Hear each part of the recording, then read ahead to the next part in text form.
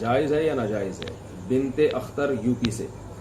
دیکھیں اسلام میں عورت کا جو اصل وظیفہ ہے وہ گھر کی چار دیواری ہے. قرآن مجید میں صاف ہے وقرن فی بیوتکن ولا تبرجن تبرج الجاہلیۃ الاولی، کہ اپنے گھروں میں قرار پکڑو.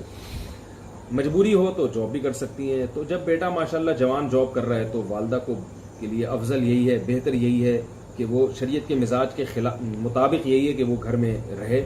اگر بہرحال وہ جاب کرتی ہے اس شریعت کے یعنی پابندی کا خیال کرتے ہوئے، اس جاب کو حرام نہیں کہا جائے گا، لیکن بہرحال یہ کام شریعت میں پسندیدہ نہیں ہے، اسلام اس کو اپریشیٹ نہیں کرتا.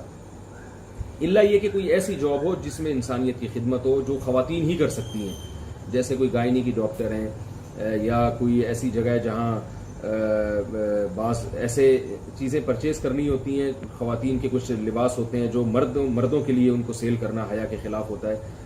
تو اس طرح کی چیزیں جس میں خواتین ہی کی ضرورت پڑتی ہے وہ وہاں تک تو ٹھیک ہے، لیکن یہ کہ بلا ضرورت شدیدہ عورت کے لیے شریعت میں جاب کو پسند بہرحال نہیں کیا گیا.